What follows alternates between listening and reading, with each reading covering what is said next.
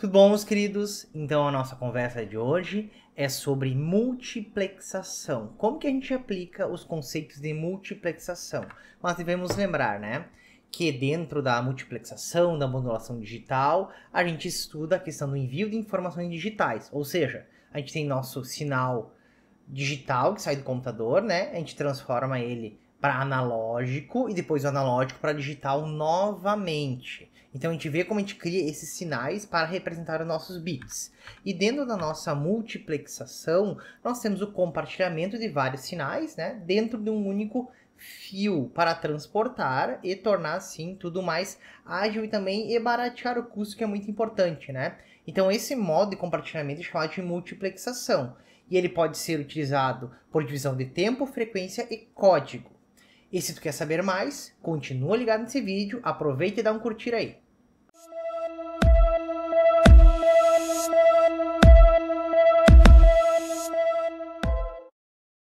Bom, meus queridos, aí após a abertura a gente começa a bater nosso papo sobre multiplexação, tá?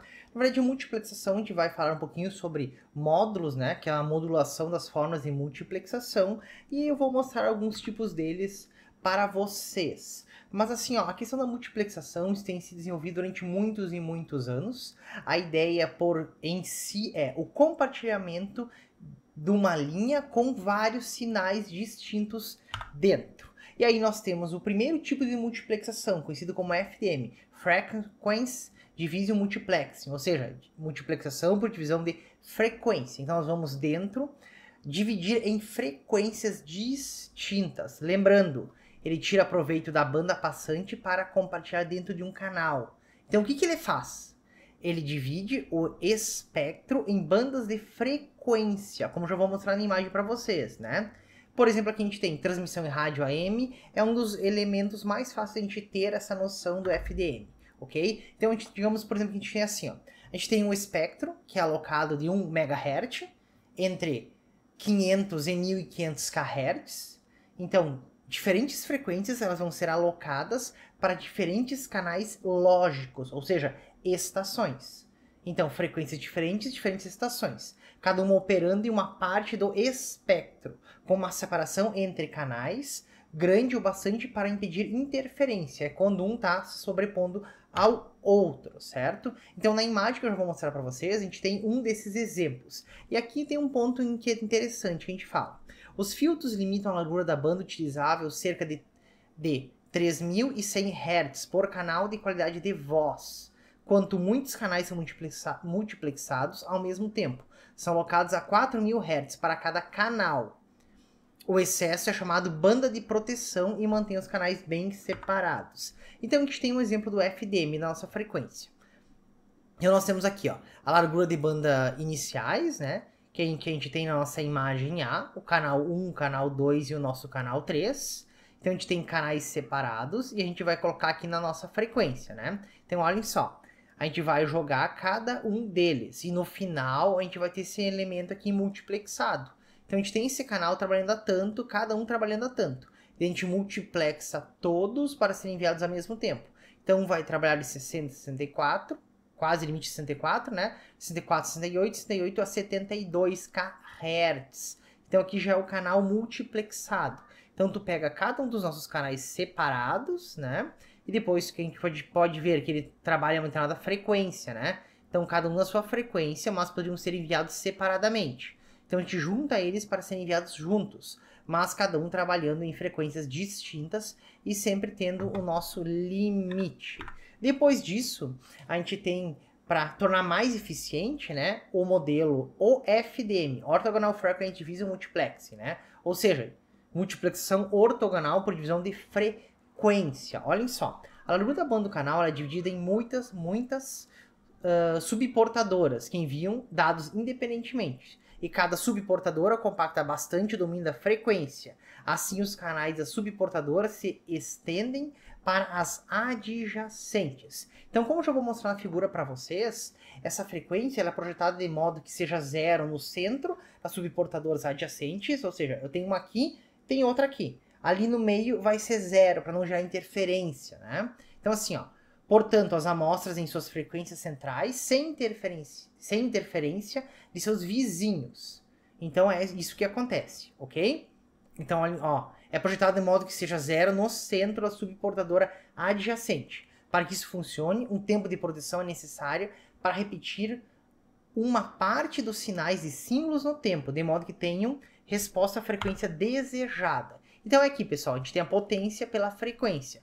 Nós temos o nosso envio, né, de cada uma delas. A gente tem a questão da separação entre elas, que é o nosso ΔF, que é o delta da frequência, né? A gente tem as nossas frequências, cada uma trabalhando. E aqui a gente tem o exemplo de uma subportadora, ou FDM, que está sombreada, tá? Então a gente vai ter esses envios, certo? Então o FDM funciona dessa forma, ok? A ideia dele existe, como eu falei da outra também, há muito tempo. Mas somente na última década foi amplamente adotada. Aonde que ela é mais adotada, certo? Deixa eu colocar aqui, ó. Nas nossas redes conhecidas como 802.11, ou seja, nossas redes Wi-Fi, né?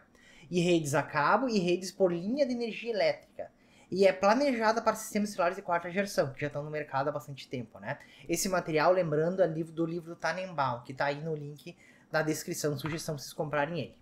E dentro disso, nós temos as divisões por tempo, ok? Então, a gente falou do FDM, que é multiplicação por divisão de tempo, né? E do TDM, ok? Então, olha lá, TDM.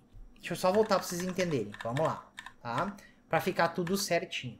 Multiplexação. Aqui eu estou dividindo a frequência, ok? Em diferentes frequências. Então, cada frequência que eu tinha separado um envio, eu junto elas. Multiplexo por frequência. E a frequência ela tem outro modo, que é o OFDM, para tornar mais eficiente o envio.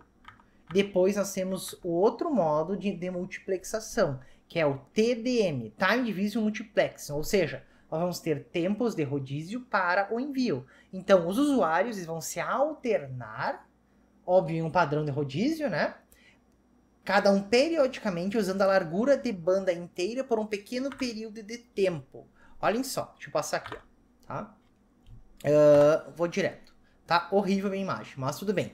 Digamos aqui, nós temos usuário 1, 2 e 3. Então a gente vai aplicar um multiplexador com rodízio. E daí o 2, por exemplo, começou. Ele usa toda a largura de banda. Depois usa o 1, o 3, o 2, o 1 e assim vai fazendo. Então cada um vai usar durante um determinado tempo toda a largura de banda para transmitir. Essa é a divisão por tempo. É mesmo aquela questão. Cada um quer falar, tá? Então, cada um tem um tempo X para falar. Quem levantar a mão primeiro é o primeiro e assim vai indo, tá? Só que nesse caso a gente tem um rodízio, né? A gente tem um random ali padronizado, ok? E aí dentro disso a gente também fala da divisão por CDM, que é por código, que é nosso terceiro tipo. Então, falamos do FDM, que é frequência, TDM por tempo, e agora CDM, que é Code Division Multiplexing. Ou seja, é uma forma de comunicação por dispersão espectral, onde a gente vai fazer uma divisão de código, tá? E depois a gente criou também com a evolução o CDMA, Code Division Multiple Access, ou seja, acesso múltiplo por divisão de código, onde essa multiplexação por código é usada principalmente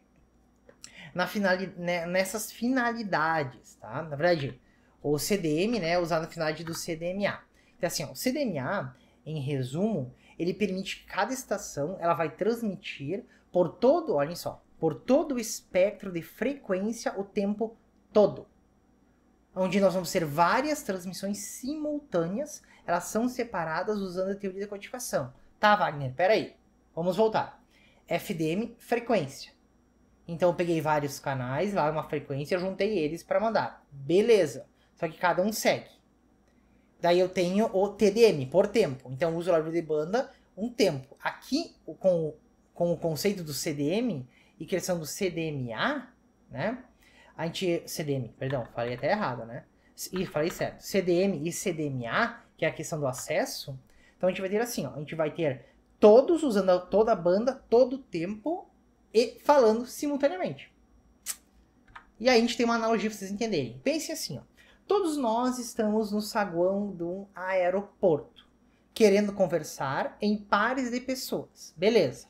Aí nós vamos fazer uma analogia de 3 formas. Na primeira forma, com o TDM, que é por tempo. Então, todas as pessoas elas estariam no meio do nosso saguão, mas conversariam por turnos, um par de pessoas por cada vez. Então é como se a gente ganhasse uma fichinha e cada um vai falar de acordo com a sua fichinha lá. Ok, fichas distribuídas aleatoriamente. Depois o FDM, que é por frequência. Então pensem só, as pessoas foram em grupos bem separados dentro do nosso saguão do aeroporto, cada um mantendo sua própria conversação ao mesmo tempo. Uns com uma altura maior, outros com altura menor, de modo que cada par pudesse manter sua própria conversação ao mesmo tempo, mas ainda independente dos outros grupos. E por fim, o CDMA, onde todas as pessoas elas estariam no meio do saguão, todas juntas, ao mesmo tempo, mas cada par de pessoas estaria conversando em um idioma diferente. Ou seja, um em português, outro em inglês, outro em francês, outro em alemão, e assim vai indo, tá? E olhem só, o par que estivesse falando em francês só reconheceria o seu próprio idioma, rejeitando tudo que não fosse francês como ruído. E desse modo, a chave do CDMA é a capacidade de extrair o sinal desejado e rejeitar todos os outros como ruído. Então o CDMA é o que nós utilizamos hoje, né, na nossa comunicação, onde a gente consegue trafegar vários ao mesmo tempo, mas a gente limpa os ruídos e só mantém o que é necessário para nós. Então, pessoal, acho que aqui fecha, né, nossos 3 tipos, o TDM, FDM e CDMA. Lembrando, TDM, divisão por tempo, tá? Então, rodízio de tempo. FDM por frequência, um fala mais alto, fala mais baixo. Só que eles um pouquinho separados, tá? Para um não interferir no outro. E por último, o CDMA, aonde a gente tem a questão do código. Então, todos falando juntos ao mesmo tempo, mas cada um só entende sua própria língua. Pronto! Tá resumido toda a nossa questão de multiplexação.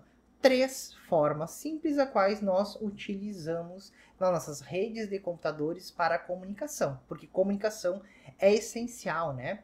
E aposto que tu até agora não deu curtir nesse vídeo, né? Então aproveita, diminui a tela aí, dá um curtir, tá no celular, rota ao contrário do celular, dá um curtir no vídeo. Não tá inscrito no canal ainda? Gostou desse vídeo? Clica em se inscrever, ativa as notificações para receber mais vídeos como esse. E não esqueça a parte mais importante, que depois que tu aprende, tudo fica mais fácil. Abração e até o próximo vídeo.